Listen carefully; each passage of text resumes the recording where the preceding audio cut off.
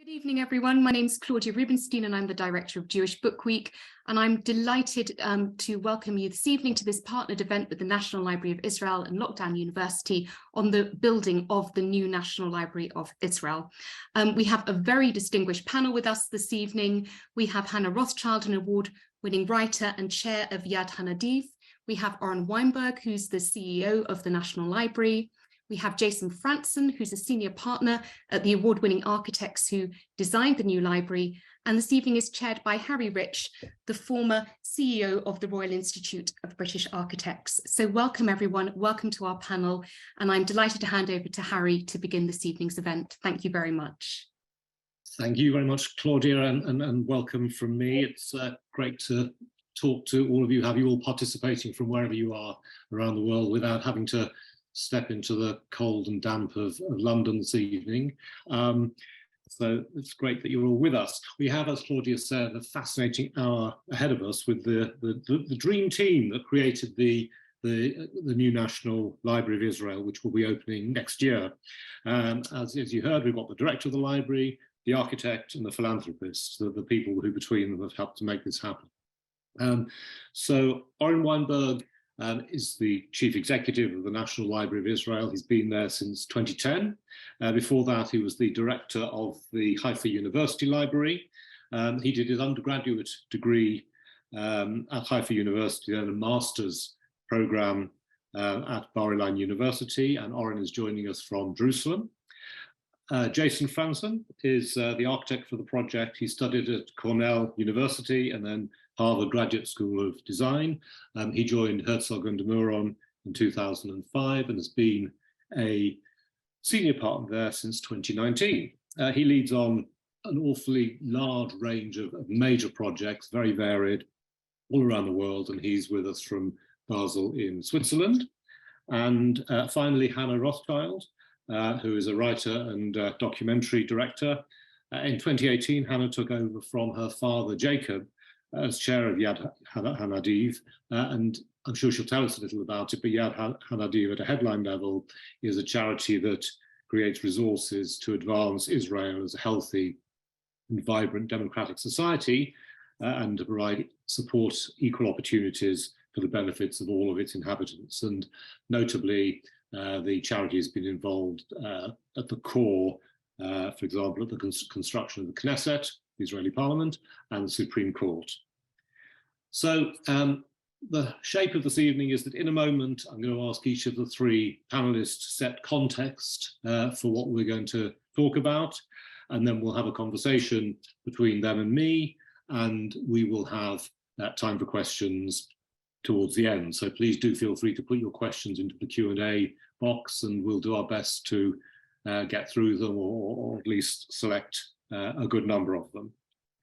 So if I can then kick off, first of all, with a few words from Oren, who's going to talk a little bit about the mission and the purpose of the new library. So Oren, over to you. Good evening. Thank you, Harry. Well, the National Library is an old institution concerning the state of Israel. We are celebrating this year 130 years since the foundation of the library, much prior to the state of Israel. Going back a little bit to the past, the library was founded in 1892. You can see here an image from the first reading room of the library. And I always like to see this picture because you see that they all already then like to pose to the camera, except for this guy that is hiding behind a newspaper. Moving very quickly from 1892, when the first Hebrew library was founded in Jerusalem, to 1925, when the library joined the Hebrew University, founded then in Mount Scopus in Jerusalem. And just to open a circle, at that time, there was a first debate in Jerusalem about the question, should the library should join the university and lose it, a little bit its public sides and become a university library. So the debate was concluded and the library was joined the university, and running very fast to 2007, when the same debate came 180 degrees, 330 degrees in fact, and to the same debate that should the library continue to be a university library or become a new entity, a real national library that will be much more open, not only for research, but for cultural and educational programming. So in 2007, the new law was passed in the Knesset, the National Library of Israel, and the Jewish people. I'm running to the language of the law. You can see here that the law added to the roles of every library, a very traditional roles of libraries, from collecting and preserving, it added to cultivate and endow treasure of knowledge, heritage, and culture. And that meant for the library to be much more transparent, open institution that instead of holding inside the treasures, opening them up to a wide and diverse audiences in various ways of programming, from culture, education, digital, and of course, research. And another thing that is important to state at this point, that it's not only the Library of the State of Israel, but this is also the Library of the Jewish people at large. So we not only collect what is published in the domain of the State of Israel, but we collect also everything concerned with Jewish life wherever they are. So 2,000 years of history, numerous communities around the globe, different languages, different formats. And this is today the largest repository of Jewish and Israeli heritage, cultural heritage, and looking forward for the future, it's also the largest resource that is open, freely available for all to learn not only about, as I said, the State of Israel, the Jewish world, but also on different cultures in the State of Israel, like Islam and Middle East cultures, and humanities at large. Stop sharing here. Oren, thank you very much. That's a really fascinating introduction. I'm going to pass over now to Jason to talk a little about the building itself. Thank you, Harry. Thank you, Oren, also for the introduction. It's been an incredible journey on this project, and the building I'll show right now is the product of a really fantastic series of exchanges we've had over many years, both with Oren and his team, and of course, Hannah and the Rothschilds and Yad Hanadiv.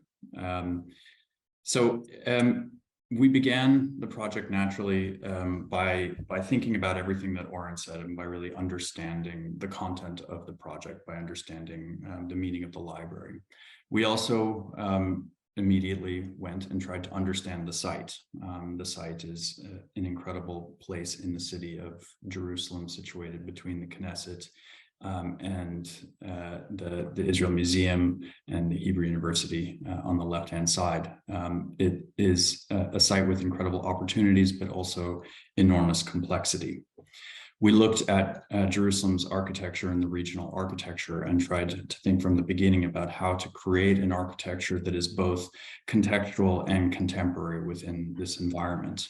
And of course, we thought about how to make a project that is appropriate both for the local culture, the local people, and for the global audience. I always like this map somehow that shows Jerusalem at the center of the world. And in a way, when we think about the significance of Jerusalem, this really highlighted the challenge for us as we took on this project. It is a city that is so important in global history. The concept sketch that you see in front of you is something that was done very early on in the project, and it contains a number of the elements that carry through to the project today. This idea of a kind of drill down at the center of the project and the carved stone shaped by the site are very present. The first key concept is related to that drill, the idea that the books are at the center of the project. And that, I guess, is not always a given when we think about libraries now, but certainly for us, books really anchor this project. Light comes down into the center. carries through into this ring of books, connecting all the different reading rooms, bringing the light and the readers and users all the way down into the underground area, where there's a viewing platform overlooking the stacks down below. This is that viewing platform at the bottom of this ring of books with the view out over the stacks. To give you a sense for the scale of that space, the underground space that contains more than 4 million books, in addition, of course, to other parts of the library. I have this photo from the excavation, early days of construction. Here you see that space for the automated stacks. This is a really incredible place, which now is all accessed by robots in order to get the books out into the library. The second concept is this idea of creating a carved stone. And from the beginning, we understood the importance of stone in the history of local construction and thought about how to respond to that. For us, it was important to say in the beginning that rather than just thinking of this building as a stone building, that the building itself would be conceived as a kind of single carved stone. The building, the stone, is shaped by the context and plan on 3 sides with these soft curves where people walk along it, and one side cut straight so that it is perpendicular to the axis of the Israel Museum. Here you can see the shape in the other direction as well, raising up onto that axis facing the Israel Museum, dipping down for the view from the Knesset over it, and raising up again to meet the context of the buildings behind it. The third concept is related to the vitrines at the street, this idea of creating transparency and openness, and that's related to what Oren talked about. The idea from the beginning was to make a library that is accessible, that is open to everybody, that is visible from the street to convey the activities of the interior spaces, not just the reading rooms, but also the cafe and cultural activities as well. With those vitrines, which anchor the building on the lower 2 floors, we create a variety of spaces, both for the different entry areas, seminar spaces, cultural activities, and restaurant, but most importantly for the reading room, where we understood that there are many different types of readers who want different kinds of spaces. Those who want spaces that are open at the center, who like to do their research in a more kind of communal way, those who want to look outside, and those who want to find quiet, private spaces towards the exterior here. The structure binds the building together, anchoring both the lower floors and the upper volume, running through this kind of carved stone, defining the spaces. On the outside, they land on the ground, creating seating areas that help to activate the street, and a carved space at the entry on Kaplan, the upper street, which becomes a welcoming sequence into the building. At the center of the building, a central unifying space connects all of the different activities, from the central reading room and lobby to an auditorium and permanent exhibition space.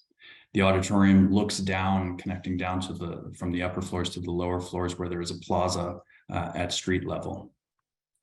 The reading room goes around the ring of books, providing different kinds of spaces, both spaces for people who sit overlooking the books and small niches on the sides for people who want to have a more quiet environment. Behind you have the exhibition spaces.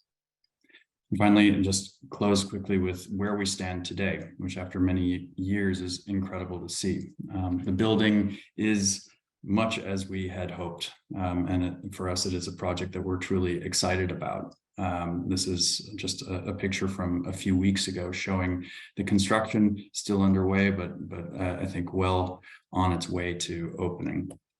A view of the interior in progress. I think you can see the similarities to the rendering, with the light coming in from the top, bringing the light down through the different reading levels.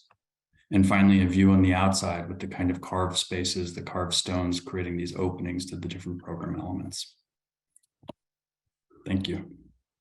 Jason, thank you. Clearly an absolutely beautiful building that fulfills a very important range of purposes. Hannah, if I could ask you just to perhaps say a little about your family's engagement with and interest in this project. Of course. Good evening, everybody. Thank you for your lovely introduction, Harry, and for those inspiring resumes from Jason and Oren. So as quite a lot of you know, that my family's been deeply involved in the state of, well, long before it was the state of Israel, for about 140 years with Palestine and then subsequently with Israel. And on the whole, we don't put our name anywhere. Part of our modus operandi is to keep, below the parapet, to use an architectural metaphor.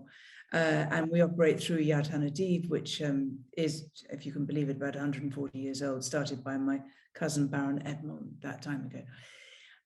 Of the physical representations of what we do, the Knesset is probably the best known, obviously that would be, and then the Supreme Court is another monumental building that the family was involved with. But more than 25 years ago, my father Jacob made a wish that the foundation would add a library to the landmark gifts for the state of Israel. And if I could just quote our much loved and lamented friend, Jonathan Sachs, who we talked to about this wish right at the beginning. And Jonathan wrote, Isaiah's vision was that Jerusalem would one day become a world center, not of wealth or power, but of knowledge. And this new library, especially in the context of technology and our time, represents an unprecedented opportunity to realize that vision.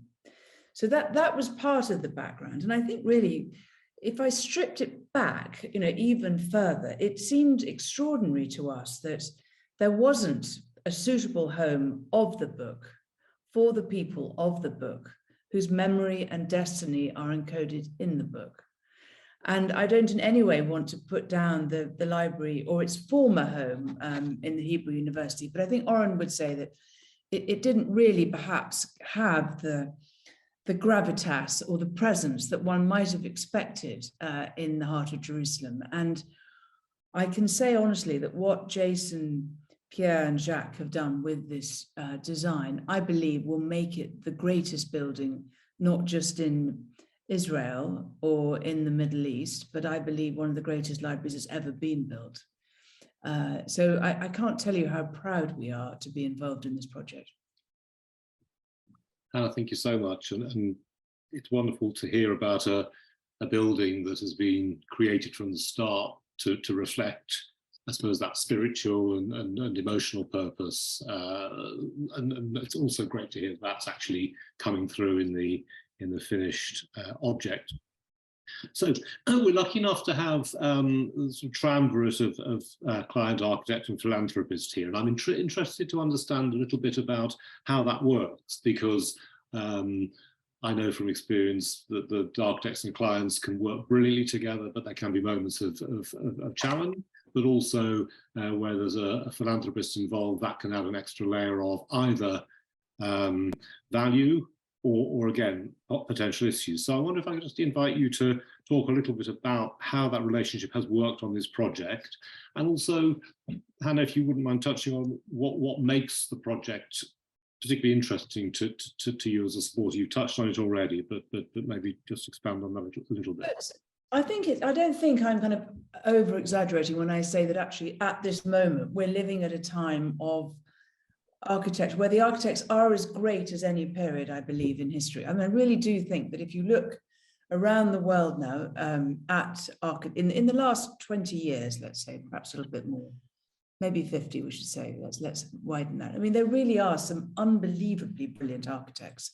And some of these people have become rock stars, and with them kind of rock star-like behavior. So you go into these projects with slight feeling of trepidation, how are we going to manage this? And also, let's be clear, building in the middle of Jerusalem is not easy. I mean, the building has to withstand huge swings in temperature. It has to be bomb-proof, literally. It doesn't necessarily have easy access to all the materials one might want. So you enter into a relationship like this, with a certain amount of, awe and fear, I'd say, a kind of combination. So there was originally one architect, and for various reasons, which is not worth going into, we then decided to broaden the competition. And the final three were, I'd just be clear about this, I think 3 of the greatest in the world. And the two others who pitched in turned up with quite complicated plans and models and God knows what else. And they were amazing. They were absolutely amazing.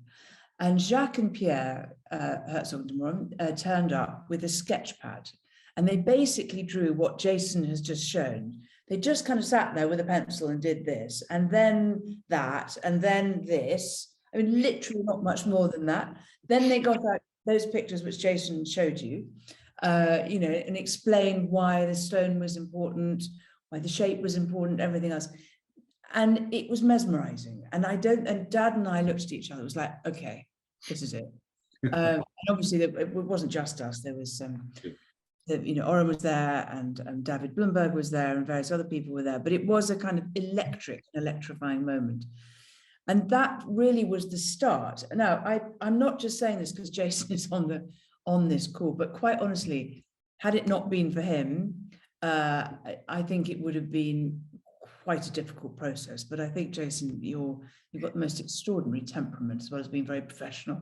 So I think that it has actually been, I have to honestly, I've done quite a few other building projects as we all have, to great and small. And this one, although it is complicated, in fact, I've banned the use of the word complicated on this project, it's been very enjoyable. And we work with the Gottesman family, who have been with us, step by step, who are absolutely brilliant. Oren, step by step, absolutely clear about what he wanted. So while, as I say, it's had its moments, actually, I think it's one of the most pleasurable experiences I've had in terms of Hannah, tell me, it's interesting. Who do we think? Who's the client? Is it you, or is it Oren and the library? I think we have to be very clear about this. This is the National Library of Jerusalem. Right. And the client ultimately is going to be the National Library of Jerusalem. And that's exactly how it should be. Sure. Okay. So we're there as the philanthropists and Gottesmans, and not just the Gottesmans, may I say. There are a huge amount of people who've come in, including, for example, Wendy Fisher and Nati Kirsch. And I know that Wendy's involved with this particular evening, and many, many others who've been just spectacularly generous. Right. So, but ultimately, the building has to work because it's the National Library, and it is for the people of Jerusalem. It's not for us. And Oren, how's it felt to you to be part of this impressive group? I would say, in relation to what Hannah said now, is that we were looking for architects that we could have a great dialogue with them, and I think that from the first phase, we found out that we made a great choice, because through all the way, those projects usually have numerous numbers of egos around us in the various stakeholders. But I think that what was more successful in this project, that there was one ego. That's the initial idea or the vision, what we are doing there. And that's where everybody joined in and put aside a lot of their maybe personal aspiration, needs, and so on, and understood what we are aiming at, which is to build a very open place, a home where people, I would quote, I think, Pierre on that, a home where people would feel happy. And that's what we aim at the library, that people will not only consume information, they feel it as a place that people can engage in discourse and dialogue around the collection and create. And that's where we found the architects great partners in that, and both the Rothschild and the Gottesman and the other partners that join in, they all understood the idea, and they were, in a way, very humble in that through all the way to the wonderful accomplishment that we now see in Jerusalem. Thank you. And Jason, it's often said that for a really great architect to build a really great building, they need a really great client. So how's that worked in this case from your point of view? I was just going to say exactly that. Okay. It's absolutely essential that to make a building like this, you have to have a client team that's really ready to collaborate, and that's what we have had here over the course of this project. There are so many aspects of this project that have come out of dialogue. And it's true, absolutely true, that it is a building for the National Library, and Oren and his team have been, so collaborative from the beginning, setting clear expectations, but then also working with us to develop and build on their goals for the project and create something new. But it's also really been something where Hannah and Jacob have been so close, along with the Gottesmans and Ariel Weiss, who was just absolutely essential from Yad HaNadiv, to shaping this and to bringing different perspectives. And it is that combination, the people who are so focused on how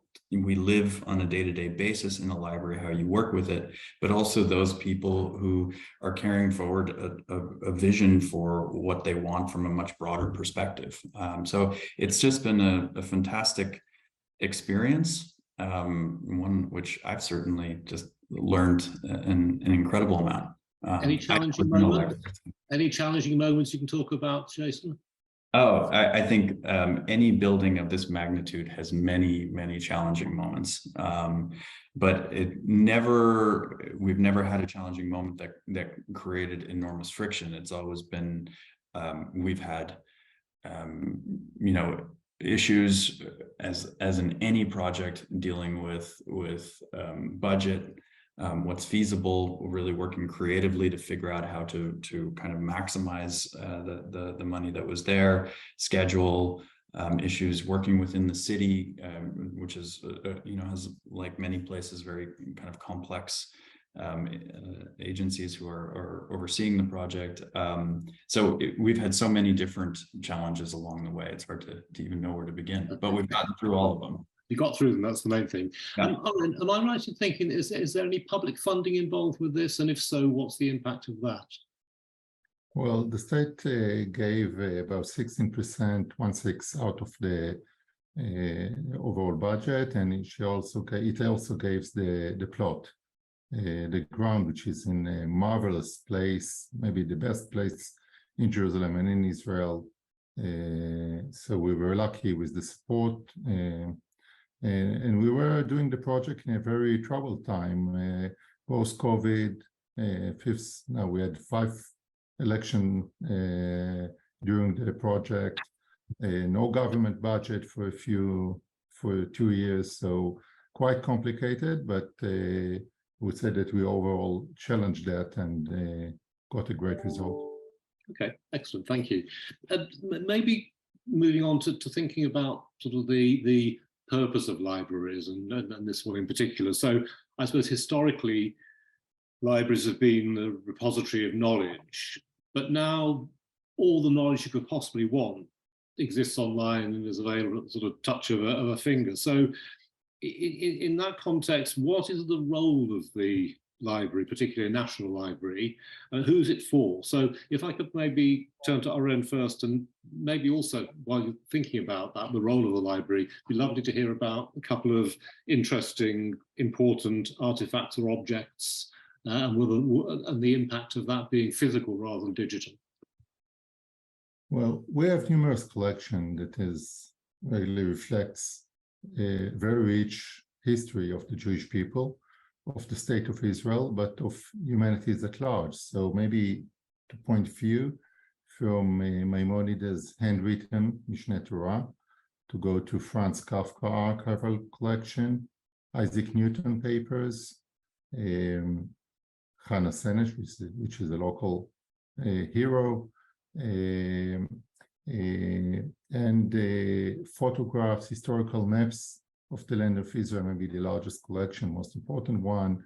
And today going to digital, harvesting the domain of the Israel domain of the internet and both Jewish sites around the world. We collect everything. So from a newspaper, a Jewish newspaper in St. Petersburg, to books written in Israel in Buenos Aires. We're not only documenting the history, but also documenting daily life of Jewish wherever they are. So it's like Oren, why do we need a physical space for it when I can, from London or from New York, just call it up and see these objects? So first of all, we built this building not as a repository of physical items. We want this place to be a space which is much needed in Israeli society, which is very diverse, very fractured society. We believe that this is a place of discourse, a meeting place of dialogue between different parts of Israeli society and beyond. And everybody is seeking today in a digital age also a space to meet. So it's not only about the physical item, but it is a platform that enables people to share ideas. And that's where we aspire to. And that's why we are not building just a research library or a reading hall, but a cultural center that can help people to recreate. Fantastic, thank you. And Hannah, any thoughts from you about sort of the purpose of libraries? And I think I'm right in thinking you've been involved with a competition to look at the meaning of a library in the 21st century in digital terms. Absolutely. No, I think it is a complicated thing. You think, why on earth do you need a library now? As you rightly say, you can get every book you've ever heard of and an awful lot more on your iPhone or your whatever tablet, I suppose one should say, in a more egalitarian way. But firstly, I think the way that it's been designed to have this extraordinary kind of amphora, if you like, in the middle of it, so that, or this oculus, you go in, and the whole way I think that Herzog de Meuron have designed this building is that you don't go into a kind of space which makes you feel like you're going backwards in time. You go into a space which actually opens your heart, because you've got this extraordinary physical feeling of being able to look through time at different books. You can literally see the oldest book to the newest book. And there's a feeling, I think, of togetherness, of being with other people. And that we know from libraries all over the world. People go to libraries not just to read books, they go to share ideas, to be with other people.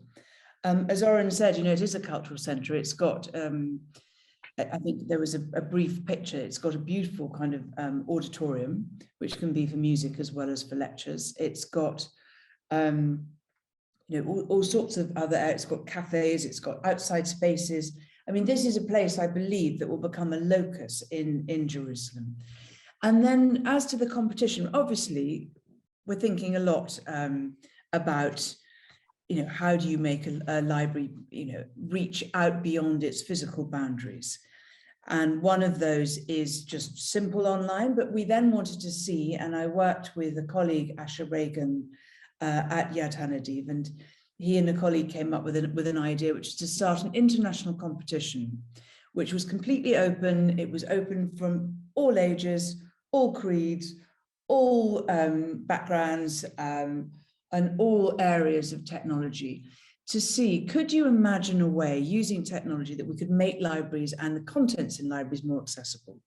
And we had literally thousands and thousands and thousands of people. It's a big prize, it's $1 million, so it's not insignificant. And in the end, we got it down to 20 finalists. And those, what we saw was an extraordinarily inventive and interesting way of people trying to apply technology and trying to apply outreach and trying to apply learning, etc., and marry it with what we've got at our fingertips or in our tablets. So that will be announced in the not too distant future. I'm delighted that Oren and his colleagues are kind of excited by this as well. And so I think, watch this space. We'll let you know. Excellent. I think, trying to answer my own question, there is something really electric about being in the presence of an original artifact as well. You're there in front of the real thing, even though probably it could be reproduced in a way that I wouldn't know the difference, knowing that it was Hannah Senesh touched this object or whatever it may be. It's fascinating.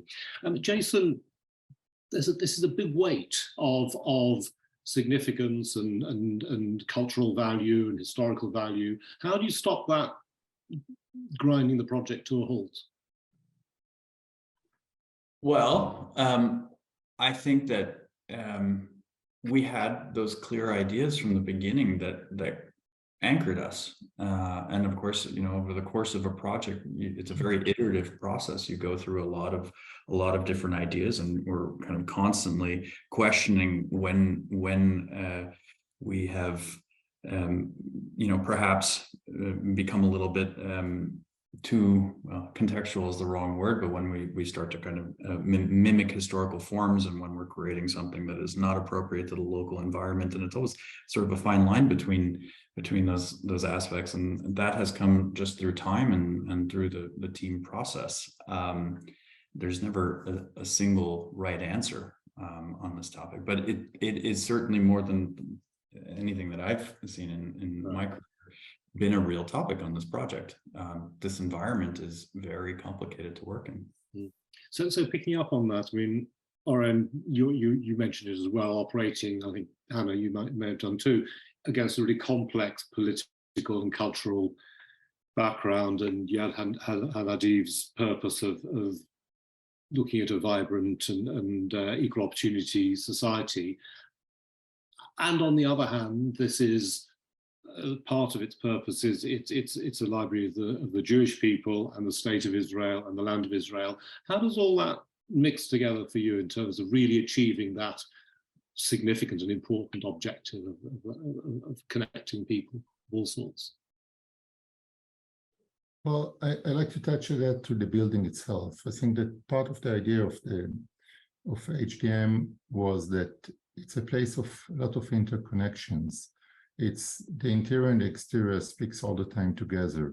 The fact that we have a connection between visitors and users, those that come only for a few moments to see an exhibition or to a cultural event, we want them to become users, and the users, we want them to become visitors. We want to have different audiences inside the building, so academic and non-academic, young and old, Arabs and Jews, religious and unreligious in the place.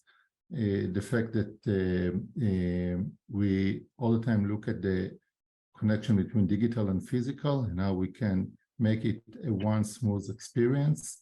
So all those different relationships are really helped by the architecture of the building, by the collection themselves that represent different parts of Israeli society and Jews around the world, and again beyond that. So the combination, even with the challenges that there are a lot of different viewpoints, the fact that we have on the shelves things that represent everybody is also looked at the building and the users themselves. And that's what creates a great library in a way, and a great space. Okay, thank you. And thinking about the kind of design process for the building itself, to what degree and how, and perhaps this is one for Jason initially, but it could be for anybody else, how did you engage and understand the needs of users and future users as you were putting it together? Jason, is that something you might want to touch on? Well, I think Oren and his team, there were a core group of people who were acting as representatives for the users, and I think Oren's team did a great job of collecting the different perspectives. And it is a complex group. I mean, that's something we learned. There are so many different types of people who use the library, and people with very strong opinions. And we're, on the one hand, trying to create a place that is welcoming to people who have used the existing library for many years and feel very comfortable there. And on the other hand, we're trying to think forward and create a space that creates a whole new audience. And there are inevitably, some kind of contradictions there. Okay.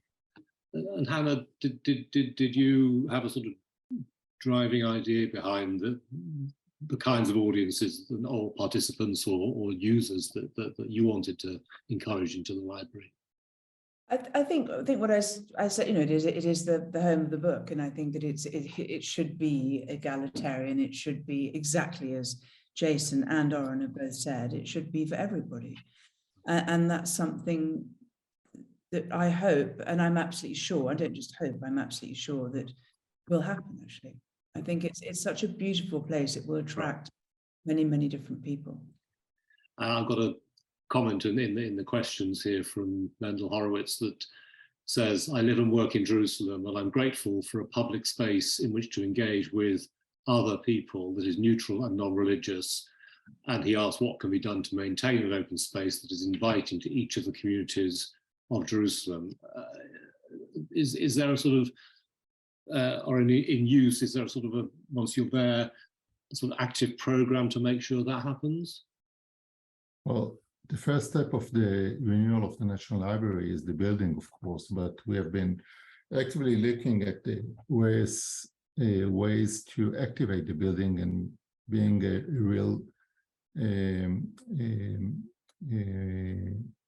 building that is full with people and activities all times. So we do a lot of educational programming that are intended again for everybody, events, culture, concerts, seminars, residency program, exhibitions. We have a very large space for, and a beautiful one for exhibitions. I don't know if Jason has some images of those, but those are maybe the best parts of the building that I love.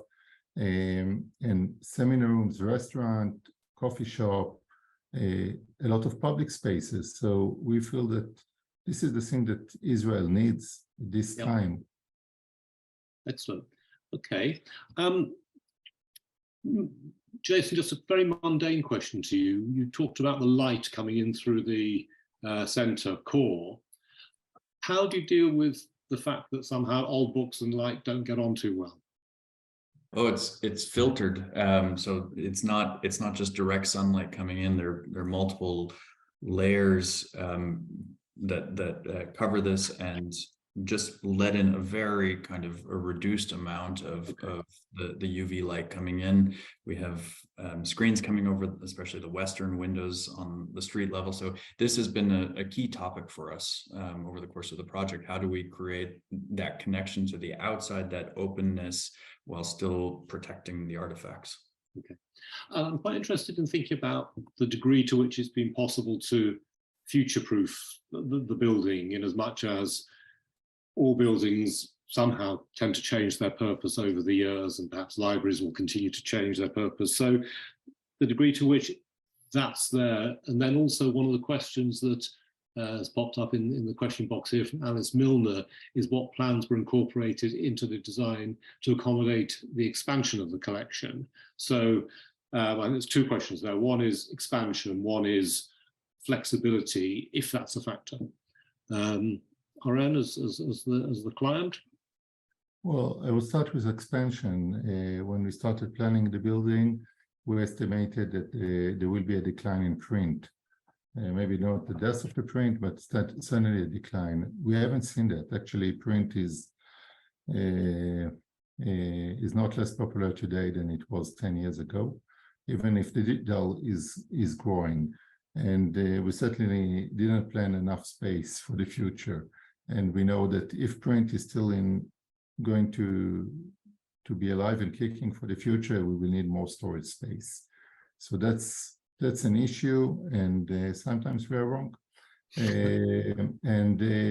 For flexibility, I think that every client usually comes to the architect and says, I want a very flexible building. And everybody agrees, yes, we'll do a flexible building, but when it comes down to concrete, it's less flexible than we thought we should have. But we thought about different ways that will accommodate changes in the future. For example, if less demand for the reading halls of the physical collection, we can certainly make some of the spaces more to exhibition spaces, to cultural spaces. And if we have great demand for the reading halls, we can do the opposite. So we have alternatives in the building. Maybe I can just add, if we get to that point where this is really a topic, then the building has succeeded. I think that, you know, we're dramatically expanding the amount of area and the anticipated users in this building, and through all of the activation. So I really hope we're at the point where we say, wow, it's so successful, we need more space. And then you know, hopefully there's reason for somebody to come along and do something else that's great. But I have to say, I think dream on if you think that the building isn't going to be used, Oren. I think your problem is going to be having too many people in there, not too few, is what I anticipate. I would just like to say, what was one of the really interesting parts of the journey for us as the so-called, philanthropists behind this, it was actually working on how do you future-proof a building in terms of environment. So, for example, we wanted it to be, Jason, correct me if I'm wrong, LEED Platinum, is that the term? LEED, yes. LEED, it is. Did we get to LEED Platinum? Yeah, I think. Let's say we did, because that's what we're trying to get to anyway. But so what, again, absolutely fascinating. So we had in the basement, I won't take up too much time, but in the basement, for example, or the sub basement, there are huge cages full of giant rocks that, twice the size of me in some cases, half the size in others. And you'd see these huge kind of like cages of rocks in the bottom, and they're there to help air circulation. So you'd never, when you look at this building with its glorious kind of curved top, you'd never imagine that actually it's resting on a whole lot of rocks which are there, to help with circulation. Ditto, as Jason was saying, is some of the materials. I mean, whether it's the oculus roof, and we had to look at that, or we were explained how one would make that more environmentally friendly to withstand, as I said, snowfall, which it does snow in Jerusalem occasionally, obviously extremes of temperature. The concrete, I remember endlessly looking at different samples of concrete and wood, and there is not one bit of this building which hasn't been thought through, agonized over, tested, stress tested, heat tested, load tested, you name it. And it has been an amazing experience. And I do think that H2M are very, very, very good at this. I think it's one of the things that they take really enormous trouble with, is how to match the material to the place. Thank you. And picking up on the sort of the stone and the construction, a couple of questions here. One from Jeremiah Taub, who says, can you talk more about the shapes of the carving on the exterior walls? What is the meaning or symbolism of the shapes? And another question, which is, what was the reason for not using the local stone for the exterior? That's from Lenore Ostrowski. Jason. Yeah. So I can talk about the shapes. That's a very long conversation, and it exactly comes back to this idea of symbolism. I think it was important for us to find a logic for the pattern on the outside to create openings in this overall stone that wasn't too driven by symbolism. And for us, the way we started with that is by looking at these ancient walls that you find all over Jerusalem and regionally, and looking at the way that they erode over time, which is quite beautiful. I think that's something that we all respond to when you see these stones that have just kind of softly eroded. And so we worked with this idea of the erosion in a kind of pattern, the kind of soft edge, in order to create openings where we needed openings. In the end, people may look at it and project onto it that they see a kind of text or they see a symbol, but that wasn't really the intention, although it was obviously a conversation for us. We didn't want to, specifically refer to ancient texts or contemporary Hebrew or Arabic or anything that you might find. We stayed away from that and really thought just about the material and what the material offered us. Thank you. Anything that Hannah or Oren, you want to talk about, sort of the symbolism of the building? Don't have to. No. I think I would add to that, to what Jason said. I think that one thing that we were a little bit conscious about is how a Swiss firm, very important one, will go and understand the local traditions of Jerusalem or the local architecture of Jerusalem in a very sensitive space in the heart of Jerusalem. And I must say that it took us a few iterative sessions to understand it, how they work and how they learn through the process. And I think that the building, even so it's very modern architecture, it's very rooted in Jerusalem. When you come in, first of all, it's very human scale, unlike the many libraries that you feel intimidated in them. And that's very good.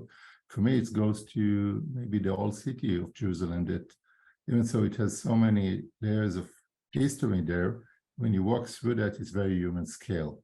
And the library is all the arches inside, the local stone, the way that the light comes in is very Jerusalemite, even the local courtyards that are incorporated in the building. It seems to me there's something very important about building it out of stone and picking up some degree on the vernacular, because buildings that have a kind of different kind of facade, a sort of a modern facade, can age and sort of feel out of date. Whereas it seems to me, from what I've seen of this building, albeit only on images, is that it has a massive longevity there, so that it will be part of the landscape for a very, very long time. Couple of questions here, different but connected. One is Moshe Abramovitz asks, will the building have a Beit Knesset and any other prayer space for the use of visitors to the centre? And maybe connected, maybe not, Will Kintish asks how much of the Arab community have been involved in the overall project? Well,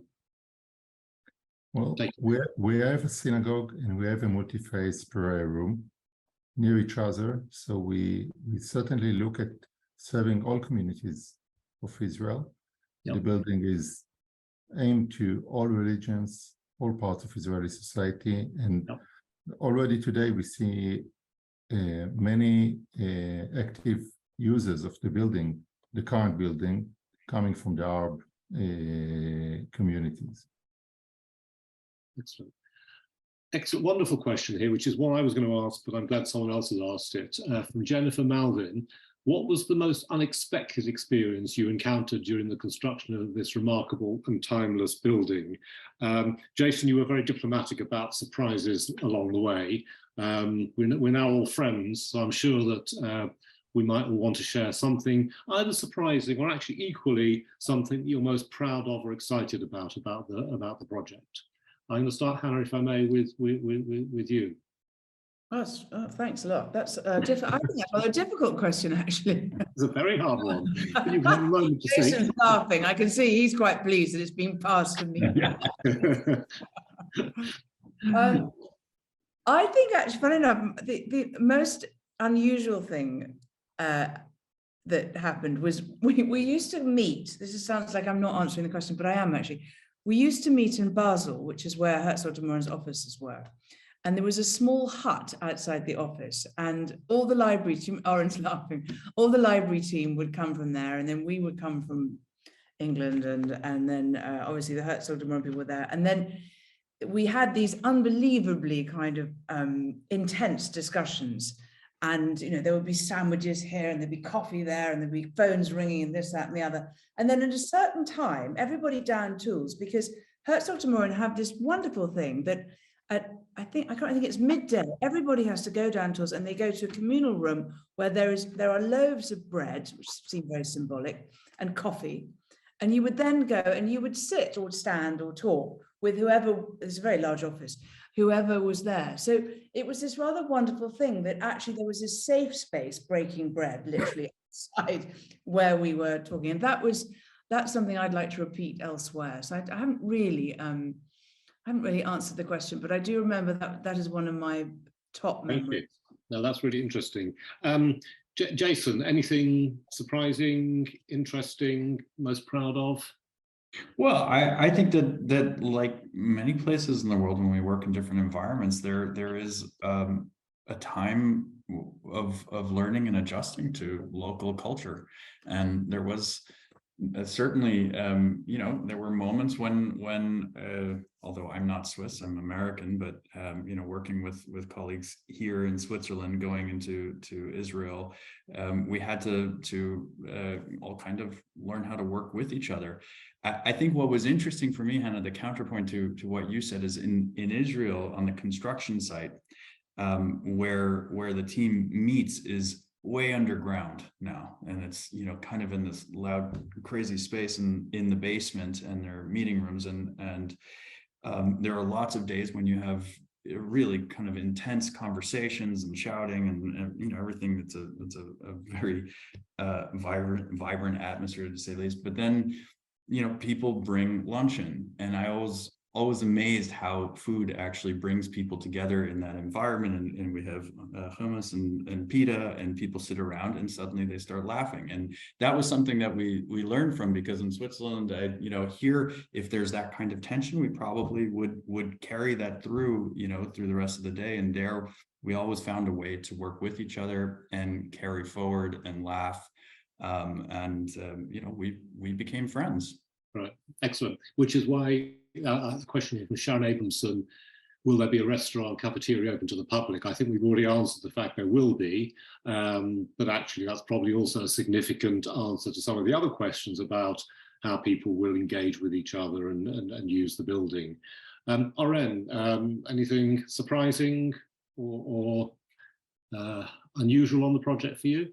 Well, I would add to the cultural differences in the project, in a very international project that has people from all around the world in this project, not only architects, suppliers, consultants, users. I will maybe add 2 anecdotes that from the long road that we did.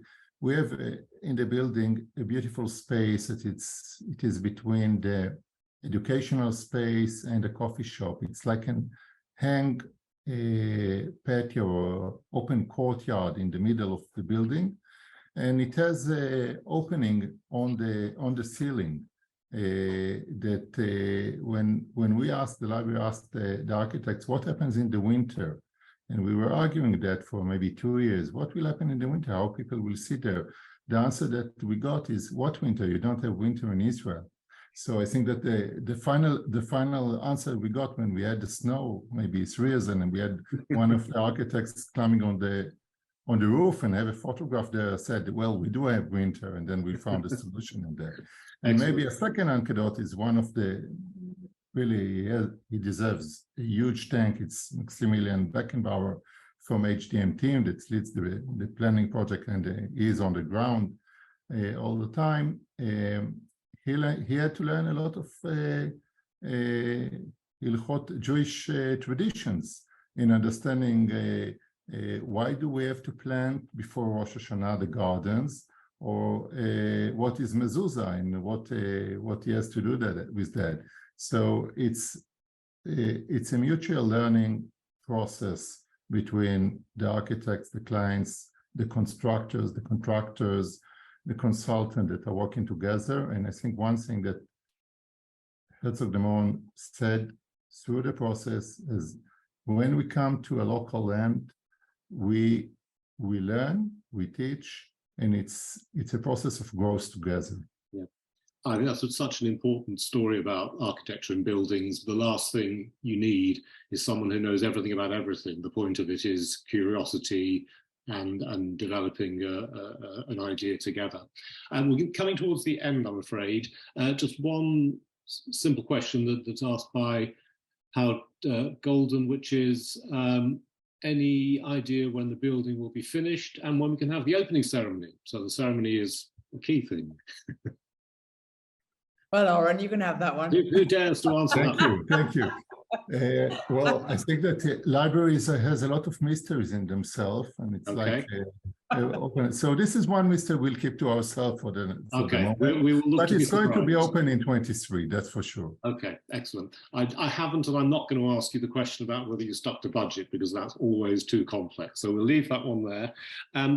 Really just to thank all of you, Hannah, Oren and Jason, for being so open and so engaging. This is clearly such an intelligent project, and it shows in everything we've seen so far. I can't wait actually to see it physically myself, because it's one thing seeing a building on screen, and I don't think you can ever get a proper sense of it without walking around it and touching the stone and seeing the light. So I hope that I'll get to do that, and I hope that many of you who are who joined us tonight will also have a chance to do that.